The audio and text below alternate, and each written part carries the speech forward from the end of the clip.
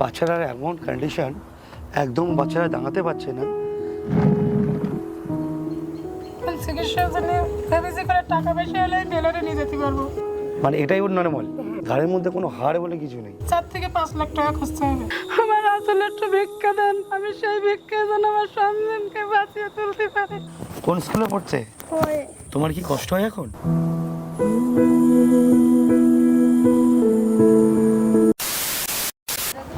ভাই কার কি প্রবলেম হয়েছিল? দাদা আমাদের ওখানে একটা বাচ্চা অসুস্থ আছে, হ্যাঁ। অনেকদিন ধরে পড়ে আছে। বাচ্চাটা চলুন অসুস্থ আছে খুব।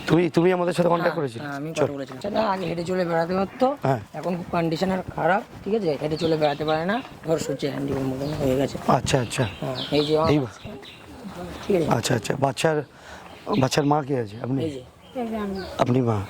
এগুলো এই যে দুটো মেয়ে। তো বাচ্চা কি দাঁড়াতে পারে না?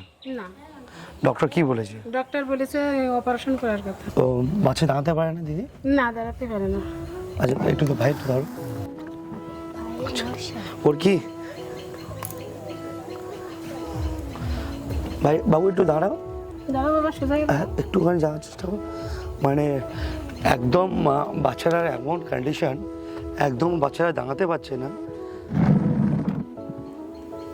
সব থেকে খারাপ লাগার ব্যাপার হচ্ছে এই বাচ্চাটা কিছু বছর আগে 3-4 বছর আগে ভালো ছিল। হ্যাঁ, 4 বছর 8 বছর কালে তো ভালো ছিল। 7 বছর বয়সে তো ছেলে এমন হয়ে গেছে, আর হাঁটা চলাই তারপর থেকে ও মাথায় তুলতে পারে না।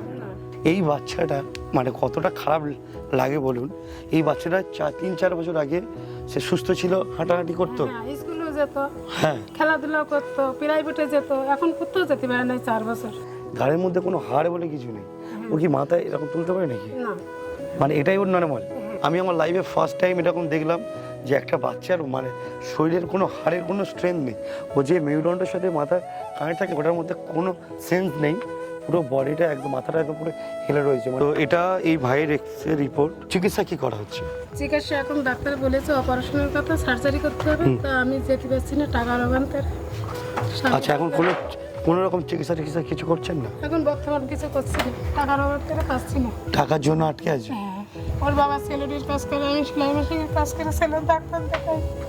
আমার তো নিরুপায়, কেউ আমার হেল্প করার কেউ নেই। এর বাবা কি সেলুনে কাজ করে? হ্যাঁ, চিকিৎসার জন্য ভেবেছি করে টাকা পয়সা হলে বেলরে নিয়ে যেতে পারবো। কেমন খরচ হবে? 4 থেকে 5 লাখ টাকা খরচা হবে। তো আপনাদেরকে একটা রিকোয়েস্ট করে বলবো যে এই বাচ্চারা জীবন আপনাদের হাতে। যদি একটা মায়ের চোখের জল যদি আপনারা মুছতে পারেন, আমরাই পারবেন।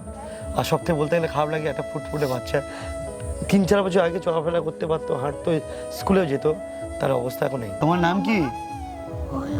জোরে বলো। আস্তে আস্তে মাথার ছেলে কি নাম আছে? কোন স্কুলে পড়ছে?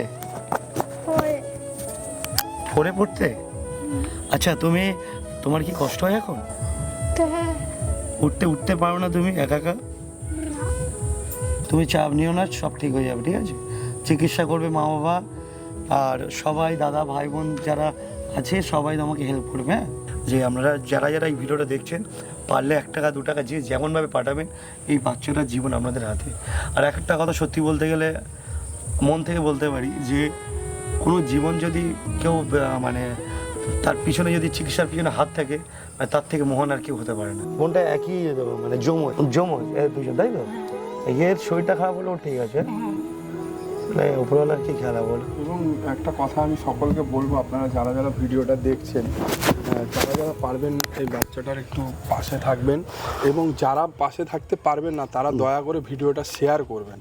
হয়তো আপনার ওই শেয়ারের মাধ্যমে আর একটা মানুষ এই ছোট্ট ফুটফুটে বাচ্চাকে হেল্প করে সে মানে নতুন জীবন আবার ফিরে পেতে পারে। আমার তো আপনি দিদি এটা রাখুন, একজন তো একা এসে ওটা পক্ষে সম্ভব না, কিন্তু আমরা চাইলে 1 টাকা 2 টাকা করে দিলেও হয়ে যাবে। আর যারা দিতে হয়তো সময় নেই বা দিতে পারছে না, অবশ্যই তারা ভিডিওটা শেয়ার করে দেবেন যাতে অন্য কেউ দেখতে পায়, সে যেন হেল্প করেন। দাদা, আপনাদের হাত দুটো ধরে, পায়ে দুটো ধরে মিনতি করি, আমার আসলে একটু ভিক্ষা দেন, আমি সেই ভিক্ষা যেন আমার সন্তানকে বাঁচিয়ে তুলতে পারি। এছাড়া আমার আর কোনো উপায় নেই। আমার পাশে একটু থেকে আমার সন্তানটা জীবনযাপন করুন।